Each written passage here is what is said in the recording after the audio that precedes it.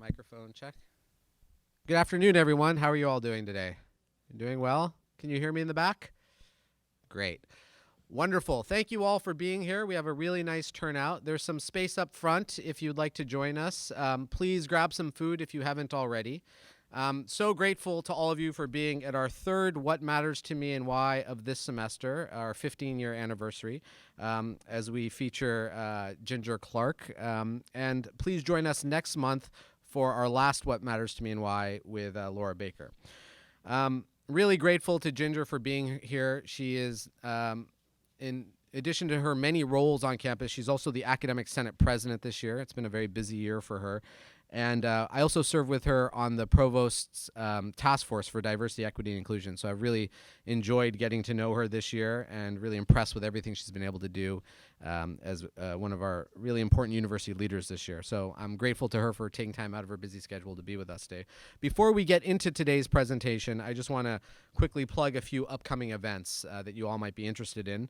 This weekend, Sunday, March 6th, from 3 p.m. to 8 p.m., we're hosting our first LGBT and Faith Film Festival. It's going to be at the School of Cinematic Arts, the Ray Stark Theater, 108. It's going to be in association with the LA LGBT Center, which is the largest LGBT center in the world, and with the School of Cinematic Arts, the best film school in the world. So it's a really important event, I think. It's called Queering Our Traditions, and it's really going to focus on this intersection between faith identities and LGBT identities. We're going to show a number of short films and a feature film. We'll have the filmmakers there. We'll do panel discussions. So please join us anytime between 3 p.m. and 8 p.m. or for the whole film festival. There's more information at the School of Cinematic Arts. It's free and open to the public, but we encourage people to RSVP if you plan on attending. Next week on Tuesday, March 8th, at 7 p.m. in DML 240, Mindful USC presents an evening with James Doty. He's a neurosurgeon from Stanford. He runs the Center for Compassion and Altruism Research and Education at Stanford. And we're going to do an event on his new book. It's called Into the Magic Shop, a neurosurgeon's quest to discover the mysteries of the brain and the secrets of the heart. We'll do a conversation with Jim, and then we'll do a book sale, signing, and reception for the new book. It's an extraordinary book. He's a fascinating person. He really brings together the spiritual and the scholarly in interesting ways as a research scientist, and also as someone who advocates for contemplative approaches to education. So please join us for that event, March 8th. DML 240, 7 p.m., free and open to the public. And finally, on March 23rd at noon in the new Annenberg building on the lower level near the Forum, Annenberg L101, we're going to feature one of my heroes, Somini Sengupta. She's the former bureau chief for South Asia for the New York Times, really an iconic South Asian American journalist. She's going to be talking about her new book called The End of Karma, Hope and Fury Among India's Young. And we'll do a lunchtime talk with her, and then we'll also serve her free lunch, and then we'll do a book signing and reception for her as well. All of this information is on our website, Office of Religious Life, orl.usc.edu. So as you all know, this series is unique within the landscape of What Matters to Me and Why series across the country because our speakers are chosen by a student committee, and we have students introduce our speakers. Today we're going to do something historic within the life of What Matters to Me and Why, something that in some ways celebrates our 15-year anniversary by thinking a bit outside the box. Today, we're going to have a former What Matters to Me and Why presenter introduce today's speaker because this presenter was a student of today's speaker. So Dominica Lynch, who is the executive director of the Latino Alumni Association at USC and also spoke in the series last semester, just finished her program, her master's degree program, where she studied under Ginger at the Ross Sierra School of Education. So Dominica is going to introduce Ginger. And I just want to also thank Dominica because her big gala, which will have 750 people attending on Friday, is on Friday. And so she's very busy this week, but she took time out of her busy schedule to be with us. So please join me in welcoming to the stage Dominica Lynch.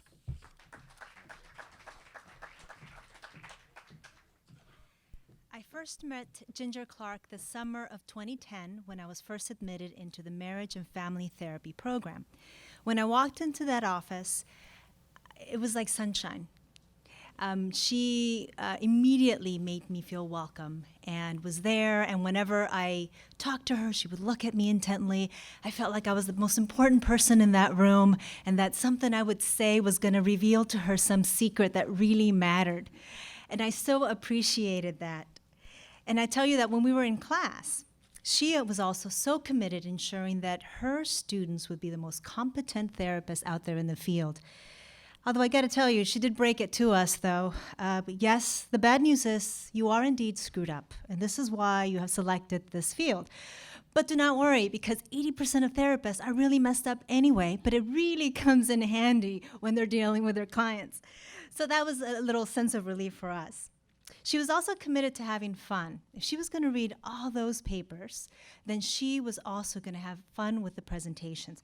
So sometimes I wasn't sure if I was studying trauma or drama. She would invite us to act out scenes from our favorite Disney movie. So pick a character and pick a behavior that we're studying in class. So yes, The Little Mermaid, she was definitely a feminist, but she had some daddy issues. And in Finding Nemo, Nemo was really rebelling against his father, but understand his father. He's suffering from irrational fear.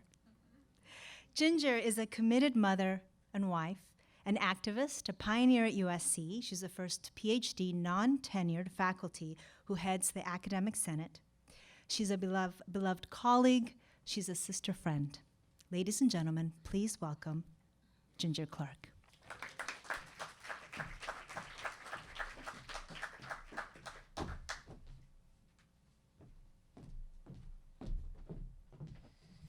Hi there. Thank you for coming to my talk. I feel really honored. So when I was asked to do this talk, I thought to myself that those two questions, what matters to me and why, are probably the meanest questions anyone could ask me.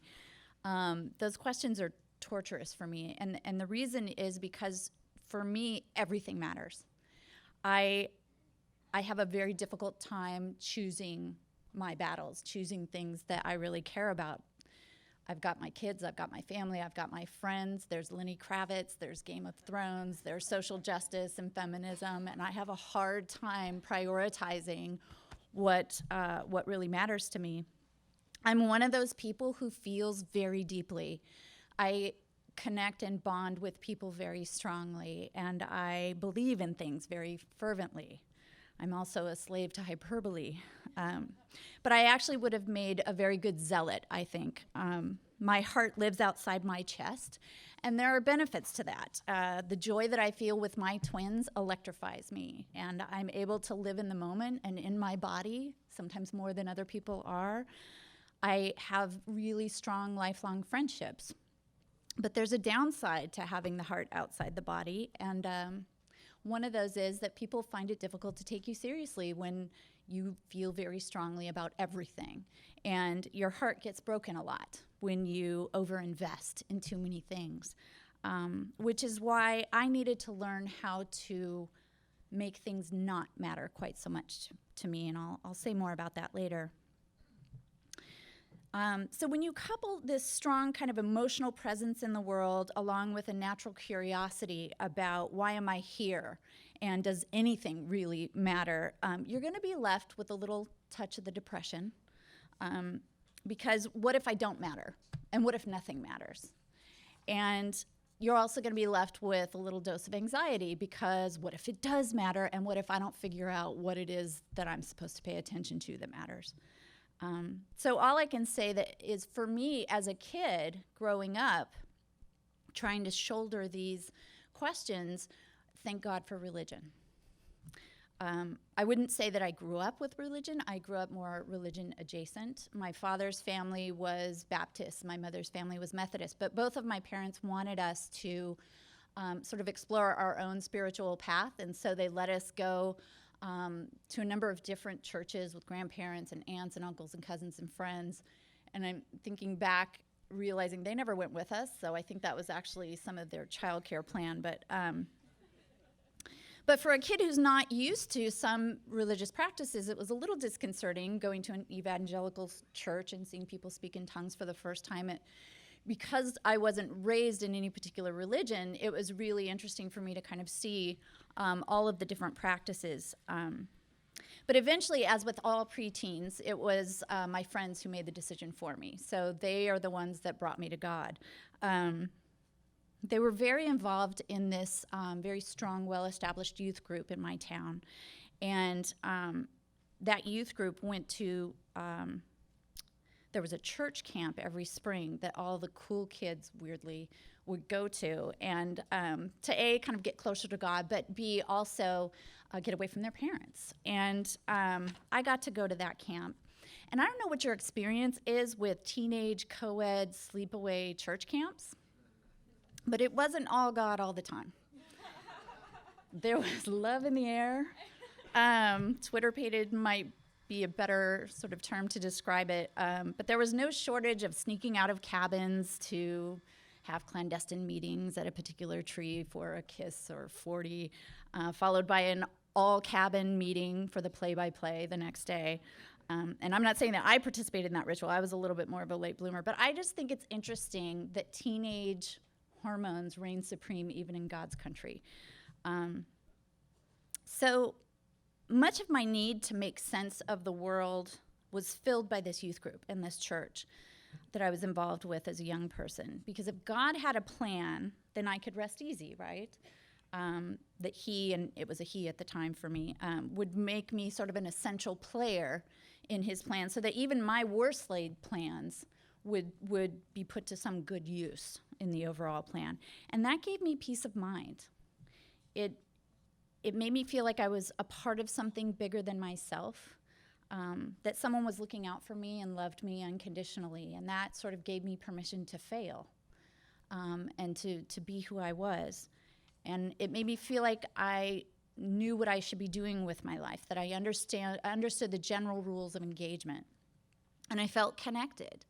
I felt like I was on the right path, that I had a larger purpose, and everything was going great until I went to college.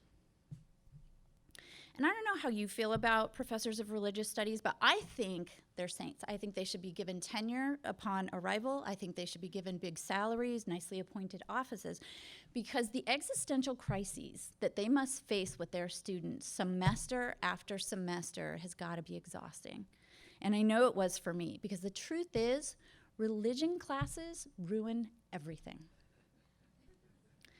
With their accounting of how many different people are on earth and how many different religions there are and how each religion often fits the worldview of the people who practice it, which then leads to the inevitable questioning of, wait a minute, why would my God, a loving God, create an entire population of people, but make it so only a fraction of them would relate to the true religion or the right religion, and the rest be damned, like literally damned?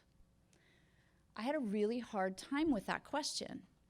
And once that domino fell, it was a more complex process than that, but suffice it to say that at 19 years old, I started the painful process of losing my religion.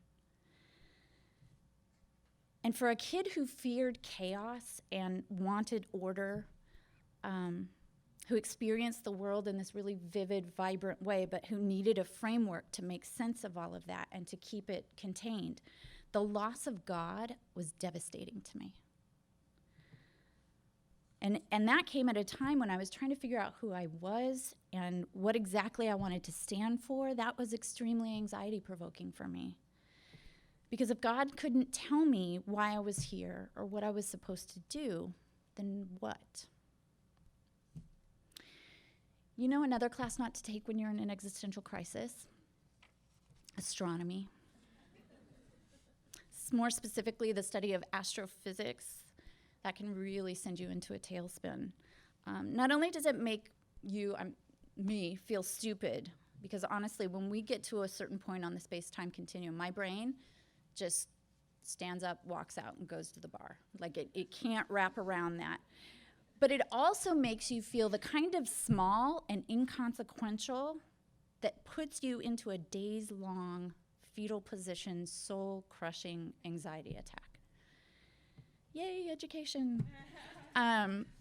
So I've spent the past 25 years trying to reconstruct my understanding of what my life is supposed to mean. And the answer I've come up with is not much. Not when you look at it through the lens of the timetables of astronomy. I've come to terms with that part. But even when I zoom in and look at the at the human existence timetable, the answer for me is still not much. My colleague, Paula Cannon, who's going to be succeeding me as the Senate president next year, she's doing research where she is cutting genes out of DNA so that the HIV virus won't stick. She's literally working to cure AIDS.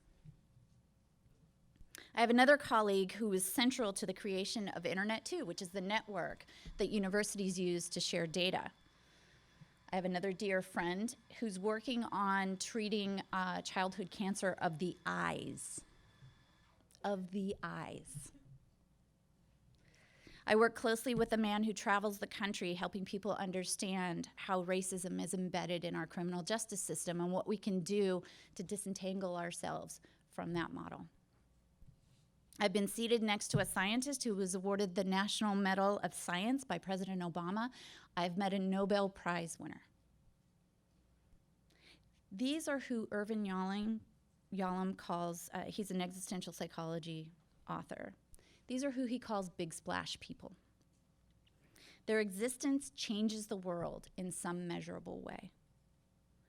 And I want to say that I find it kind of ironic that a girl who worries so much about whether or not her life has meaning has chosen to work at a university surrounded by people whose lives matter more than hers does. And I'm not saying that to be self-deprecating. If Paula Cannon were here and we pulled her up on stage and you were told by someone that for reasons that are unknowable to us but are still valid, you're going to have to kill one of us. But you're going to have to choose which one. You would choose me because she's going to cure AIDS. And I'm down with that. I agree with you. You should kill me because she's going to cure AIDS. I'm not a big splash person. And that truth and this job might send me into thoughts of putting a merciful end to it all if it weren't for the ripple effect, which Yalom also talks about. Yalom and other authors lay out the debate about whether life has this overarching meaning or whether each person's life has different meaning, or if it has different meanings at different points in each person's life, or if it doesn't have any meaning at all. And I suspect it's the latter, but I tell myself it's the former, because the conclusion that I've come to is that life has meaning to the extent that we can have a positive impact on the world, such as the big splash people that I enumerated before, or on the people we encounter while we're here. And that might seem like a small thing, but I don't think it is. The ripple effect is not just a reflection of your immediate impact on those around you. The ripple continues beyond the point of impact. So let me give you an example. The woman who hired me at USC, Dr. Kim West, she was the director of the master's programs in my school and then went on to be an associate dean in Marshall. Kim died last spring, far too early, and she left behind 15-year-old twins, her brother, and her mother, and an entire university behind. If you went to Kim's funeral, you would have thought that she was the Nobel Prize winner that I was talking about earlier. It was a town and gown, and it was packed. And she wasn't a famous researcher, and she wasn't working on curing cancer. She was not a big splash person. But there was a room full of openly weeping people for the loss of people weeping openly for the loss of someone that they needed in their life, someone they desperately wanted back. Kim had that ripple effect. And for each person in that room, she provided something different. She provided advisement on a path forward. She provided a challenge to do something new. She provided confidence to do something scary. She taught many of us the rules of the university games. She taught us how to be a parent with joy and with order and with help. And she brought many of us together because she felt like we needed each other. And like most of us who were helped or affected by another person, we all felt obligated to do what she did for us, but for other people. I carry Kim with me. I carry all of the people who have had an impact on me. And I try to emulate what they did for me for other people. Their ripple effect lives in me, in the people I try to help with the wisdom and the knowledge that they gave me. So what matters to me is the only thing of value that I have to give, and that's the ripple effect. I have a position of power and privilege at this university. I am a professor, and this year I am the Academic Senate President. And if I don't use that position to help my students grow into their full potential as scholars, as clinicians, as advocates for their clients, if I don't teach my students how to confront social injustices and how to advocate for change, if I don't mentor other faculty the way I was mentored by the people who cared about me, if I don't help women, the women I work and live with, challenge the messages that they've been given about their gender the way other women have done that for me, if I don't try to change the campus climate that might impede the growth of faculty, students, and staff of color, if I don't speak up for those who feel like they don't have a voice the way other people have spoken up for me, if I don't do those things, then I'm squandering the chance that I have to make a small but meaningful impact on those around me, to have any meaning in my life, or to have a ripple effect. And not just to create my own ripple effect, but to perpetuate the effect that other people had on me. And I believe that I owe that to them for what they've done for me. So I think I have a responsibility to educate and empower people to go out and make the change that they want to see in the world. My hope is that those people that I impact will also feel a responsibility to pass on what they have learned or how they've been supported to other people so that the ripple never stops. In my experience, the ripple effect relies on three things. There's got to be the relationship. I have to be present, I have to be invested in order for the impact to take place. I have to be trusted, I have to demonstrate care. The second thing that has to be there is I need to listen to what the person needs, not what I think should happen. I shouldn't impose my own values or my own opinions on the person that I'm trying to impact. I have to be very intentional about what I say, how I say it, and what I do. I try to imagine what my words or actions, what they'll achieve with someone that I'm trying to impact. And then I tailor my response to that goal, to what I want to happen. I need to be responsive to their needs. Even if I can't give them exactly what they want, they matter to me during that process, and I need to communicate that to them. If I use my time that I have here on earth to have a positive impact on others, then in my mind, my life has meaning. That's what I've come to. If I can be a conduit for the wisdom of the people who have helped me, who have loved me, who have challenged me in the way that I needed, so that other people can benefit from that as well, then my life has meaning. If I can provide whatever wisdom that I've gained, if I can provide support and challenge, if I can advocate for my students, my children, my colleagues, my family, and my friends, so that they can go out into the world and be more of the person that they want to be, then my life has meaning. That matters to me. But here's the part that I wanted to talk about in terms of learning how to make things not matter to me. I care about a lot of things. I work with Mary Andra. She can tell you that I get a little carried away with some of the things that I care about. But when I try to take on too many battles, or when I get caught up in the expectation that I'm supposed to be all things to all people, when I operate under those conditions, I have very little impact, I've found. I get burned out, I get bored, I get tired. And people feel that from me, and my interactions with them then are inconsequential, or worse, hurtful, because they felt unimportant. But when I'm excited about something, it's infectious. That's one of my strengths. That's something I do well. I exude passion. And I can be very persuasive when I love something. And I find that I'm more effective in creating ripple effects when I'm really passionate about something. And so I have to be careful about what I choose. I have to be careful about what I invest in. I had to learn how to turn down opportunities, even opportunities that I cared about. And I needed to prioritize my time and my energy. The very best thing that happens to me at work is when I hear from an alum, either in person or on Facebook, about how they're using something they learned, either in our program or through our faculty or from me, to be of service to somebody else. There is nothing else in the world that feels like that.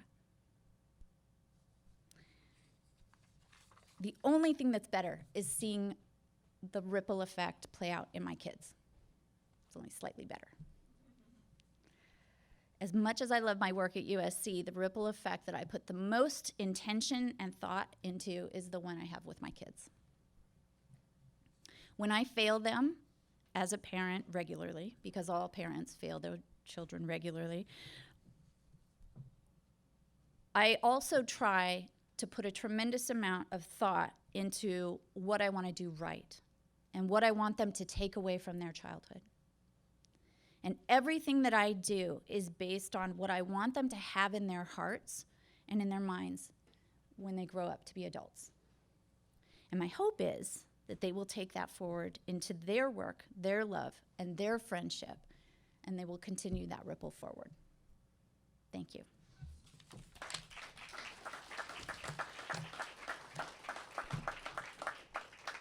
So are there any questions?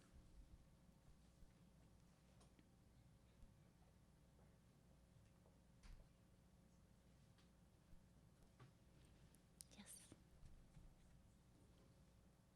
Boy, everything you said resonates definitely with me. But my question is, how in the heck do you prioritize?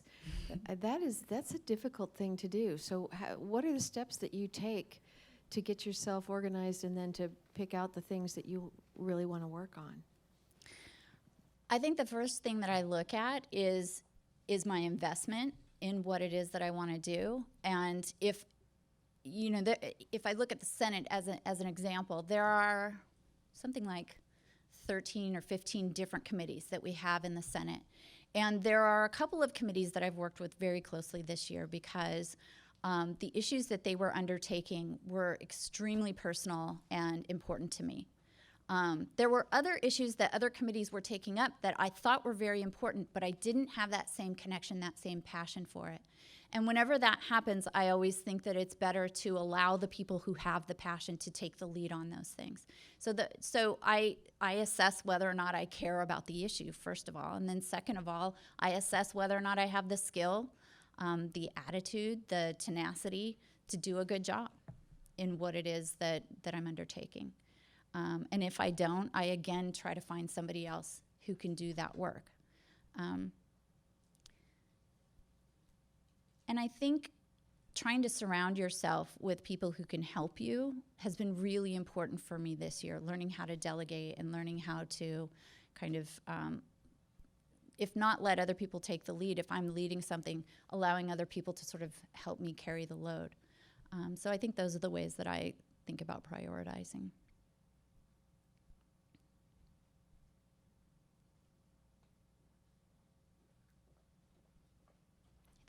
And then we'll come to you. First of all, thank you so much for that presentation. As one who grew up at a similar church camp as you did and experienced a similar journey, I just so appreciated your story. And I'm the humanist chaplain here, and I can't think of anyone who's given one of these presentations that's been a more beautiful sort of explanation of what it is that kind of being human is all about. Thank you. I had one question. Mm-hmm. At one point in your talk, when you talked about like when somebody stands in front of you, there are these 3 things that you have to do. And one of the things that you said was that you have to not bring your own agenda to it. Mm-hmm. And it struck me that I just had a question. Why do you think that is so? Don't you think sometimes you actually, your vision of the world is for want of a better word, better than theirs, or they're under some kind of an illusion, or they're in some kind of difficulty and they have no perspective, and you actually do know better. Aren't there times when, both professionally and personally, you feel like you should have an agenda for the other person? Right. I think what I meant by that is that's not where I start. So where I start is trying to hear what they need specifically. And I think when I have made the assumption that I know what someone else needs, I've been wrong more times than I've been right. So I think taking the time to hear what someone says they need, most often they're the experts on what it is they need. Now, that means that I can absolutely plug in my area of expertise or my experience to kind of match what they need, but I don't go into it assuming that I know what they need. I think we have one down here. Okay. You spoke about you spoke about the benefits of religion when you were young and how it brought you peace in terms of. Okay, thanks. Okay, sorry. You spoke about the benefits of religion when you were young and how it brought you peace in terms of in your failures and your decisions. How have you found that peace without religion as you've gotten older? That's been really hard for me. I remember when my grandmother died, I spoke at her funeral, and the thing that stands out about what I said about her is no one's going to love me like she did. Again, there's nobody left who, the minute I walked into the room, her face lit up. She, Ginger Robin, I mean, it was just this sort of joy and full acceptance of me. And that's kind of how I felt about God when I was younger.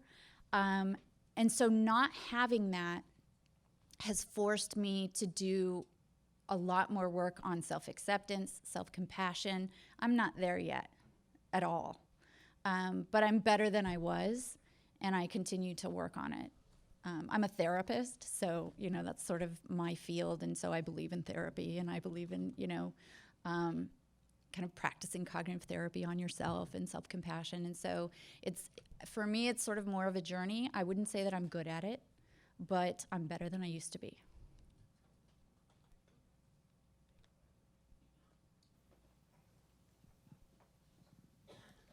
Hi, yes. I have a quick question.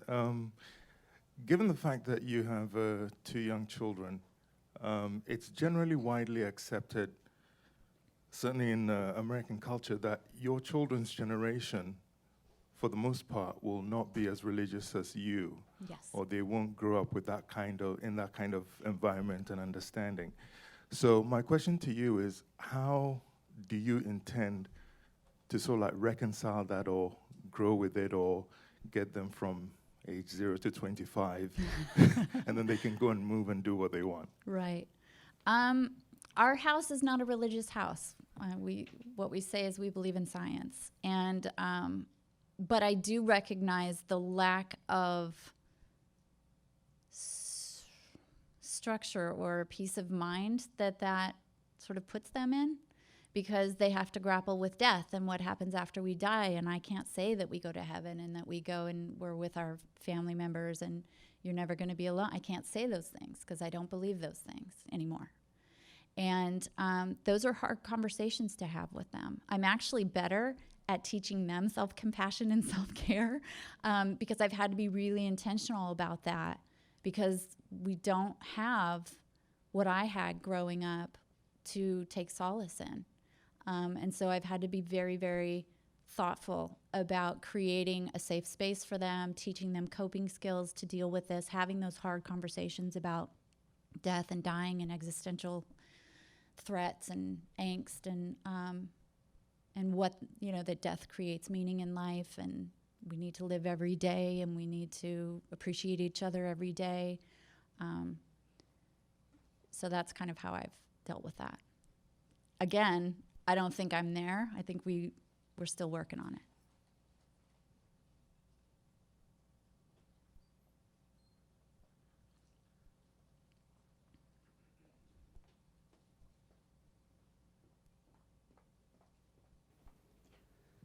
Thanks, Ginger, for that extraordinary talk. So much of what you do on campus is focused on the cultivation of strong interpersonal relationships, whether it be in the academic senate, creating relationships, collaborative relationships between faculty members, staff, et cetera, especially with tenure track and non-tenure track, whether it be with diversity issues, and certainly with your own field of marriage and therapy, family counseling, where it really is about these strong relationships. And what we see with scientific studies that focus on human flourishing, the most important thing in one's life for one to feel happy and successful are strong interpersonal relationships. Right. Over the last several years, I've been alarmed at how many students have come into my office because they have a hard time connecting with others on campus. They can't make friends, or they feel alone, or they don't have those types of relationships. I think in some level it's a little perhaps more challenging for our students who grew up in an age of social media relationships, and now they're in a different kind of community. But what advice would you give for students who come to campus, who are excited to be here, around 40,000 other students, but really find it very difficult to connect with each other or to know what it means to be a friend?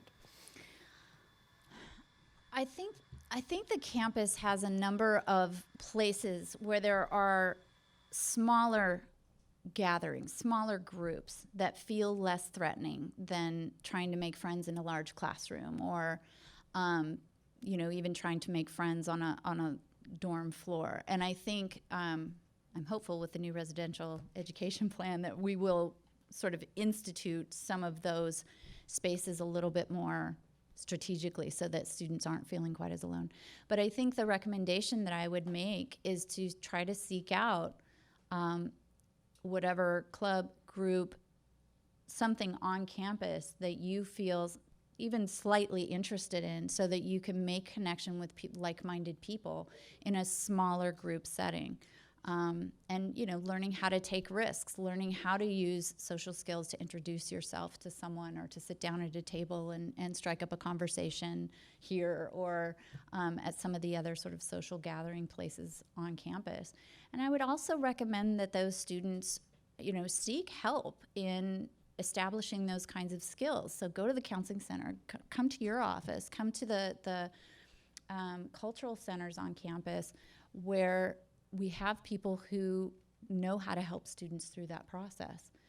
I do think the university could do a better job of creating sort of institutionalized events, spaces, where students can come together and begin to learn how to create those relationships.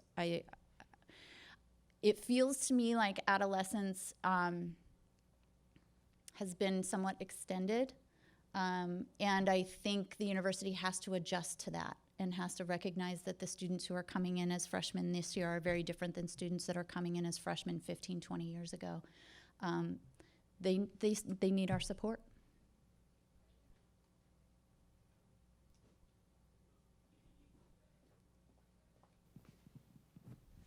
First, I want to thank you for the beautiful talk. And as an undergraduate student, I really can relate to what you said, because I was trying to figure out what's the meaning of life, and I was confused about how little my power is and how big my ambition is. And on this path, I've disillusioned by my faith and rediscovered my own path. Because I believed in Buddhism. However, I'm not fully convinced by it, so I kind of create my own meaning out of it. However, my question is, for people who do not have the sufficient love and compassion growing up, do you think it's possible for them to have the compassion, love as they become older, and what can that be? Absolutely. I think we are very plastic in our ability to adapt and adjust and grow. And I think, I'm biased, so I believe in psychotherapy. I think psychotherapy can go a long way towards helping people to understand that those experiences early on where maybe you didn't get the support or the love that you needed, they weren't about you. It wasn't that you didn't deserve that. It was that the caretaker wasn't able to give it because they've got their baggage, right, from their own lives. And sort of learning how to put responsibility for that where it belongs, rather than feeling somehow unworthy of that love. I think goes a long way to allowing someone to start to care about themselves and start to seek out relationships that are healthy and loving. Because when you grow up without a lot of love, sometimes getting love from someone else can feel very intimidating and very uncomfortable. And sometimes you feel like you don't deserve it, or that it's not real, or that it's not going to last. And so I think, talking to friends, talking to counselors, talking to clergy can kind of help you make sense of that in your mind in a way that frees you to begin to explore some of those healthier relationships that you want later on.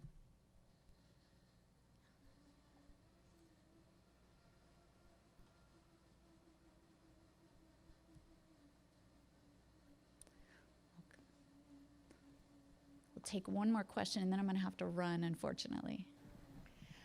Thank you, Ginger.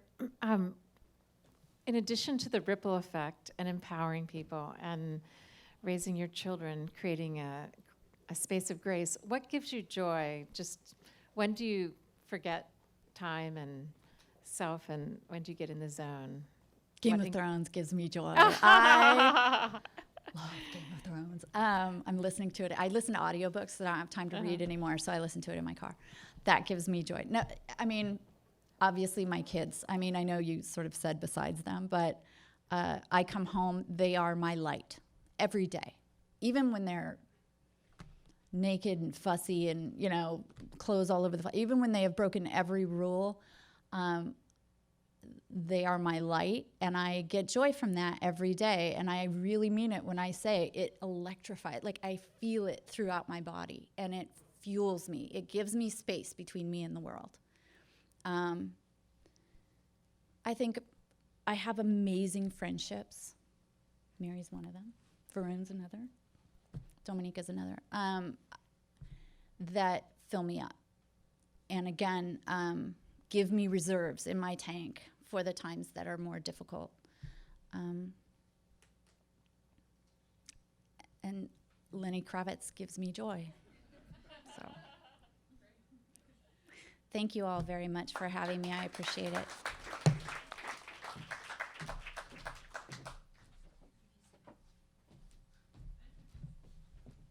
So on behalf of the students at USC and the Office of Religious Life, we want to give you this journal so that you can continue writing the things that matter to you most, and don't forget why. All right, thank you. Thank you.